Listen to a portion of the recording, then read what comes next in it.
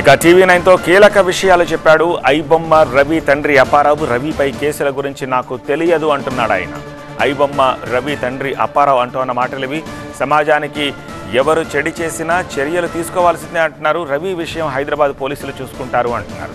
15 ఏళ్ల క్రితం ఉద్యోగం కోసం హైదరాబాద్ వెళ్ళాడని, 2 నెలల క్రితమే రవితో మాట్లాడానని తండ్రి అప్పారావు అంటున్నారు.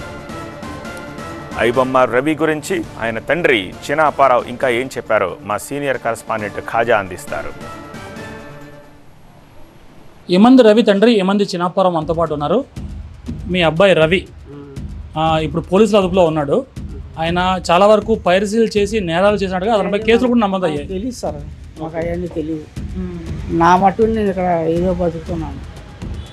నాకు ఇంకా రెండో ప్రపంచం లేదు. నేను వండుకుంటే తెచ్చుకుంటే తినడం, లేకపోతే ఫస్ట్ ఉండడమే. మీ అబ్బాయి చూస్తే విదేశాల్లో ఉన్నారు, కోట్లు సంపాదించాలని చెప్తున్నారు. మీరు చూస్తే మీతో పరిచయం లేదా? నాకు పరిచయం ఉంది. అవసరానికి ఫోన్ చేస్తే వెత్తాడు కానీ ఆడు మంచి చెట్లు మనం చెప్పడం, మనం మంచి చెట్లు చెప్పడం. చెప్తే నాకు బాగాలేదని చెప్తే మాత్రం ఎందుకు వేస్ట్ కదా. నాకు బీపీ ఉంది, షుగర్ ఉంది, గ్యాస్ట్రిక్ ఉంది. ఇటు అంటికి నాకు 10,000 వస్తుంది మందులకి. ఎలాగ వస్తుంది మందులు మీరు అడగవచ్చు డబ్బులు. నాకు పెన్షన్ డబ్బులు వస్తున్నాయి. మొత్తం నాకు తిండి కంట మందులకు ఎక్కువ అవుతుంది. అతని మీద కేసులు నమోదయ్యాయని మీకు తెలుసా? తెలీదండి, తెలీదు. మా వాళ్ళు చెప్పారు, చెప్తే అనుకున్నాను. తర్వాత నేను టీవీలో వార్తలు చూశాను. వార్తల్లో ఏటి కర్మ ఆడికిందుకు ఇలా చేశాడు. ఎందుకు మనం ఎందుకు రాంగ్ రూట్లో వెళ్ళడం? 10 మంది మెచ్చుకోరు కదా, మన కుటుంబం పరుగుకోవడం.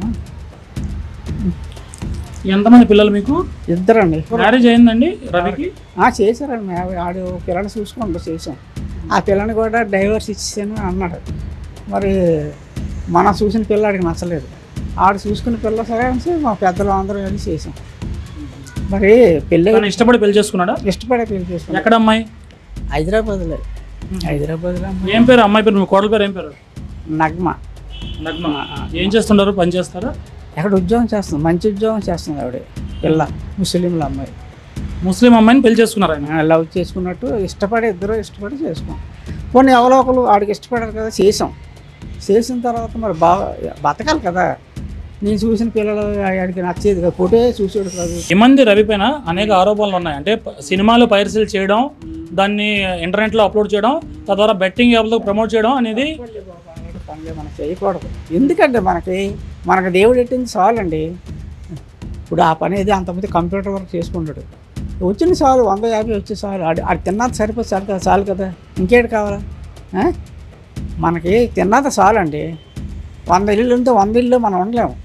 డబ్బున్నా నాకు భగవంతుడు పెట్టింది ఆ పెన్షన్ డబ్బులు ఉండబట్టి అలా బతుకుతానండి. అది ఎవరు చూస్తారు? నాకు ఎవరు చూడరు. అక్కడ నుంచి మొత్తం ఆపరేట్ చేస్తున్నట్టుగా, మొత్తం పైరసీ సినిమాలు నెట్లో పెడుతున్నట్టుగా ఆరోపణలు. దాదాపుగా దానివల్ల 20 కోట్ల రూపాయలు సినీ ఇండస్ట్రీకి నష్టం వచ్చిందని కంప్లైంట్లు ఉన్నాయి. ఏం జరిగితే మనకు తెలియదు సార్, ఏం తెలియదు. చెప్తే ఇది తప్పు అని చెప్తే వినేవాళ్ళు ఉండాలి కదా. మనం చెప్తాం, వినేవాళ్ళు ఉండాలి కదా. మీరు ఏమంటారు ఈ విషయం మీద? నేనేం చెప్పగలను సార్? చట్టం దాన్ని పని చేసుకుంటుంది. అది మనం వదిలేమంటే పోలీసులు వదిలేరు కదా.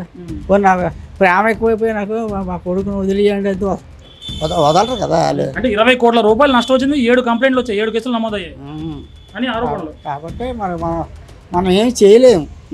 నాకే శక్తి లేదు. కెమెరా పర్సన్ భాస్కర్తో ఖాజా టీవీ9 విశాఖపట్నం.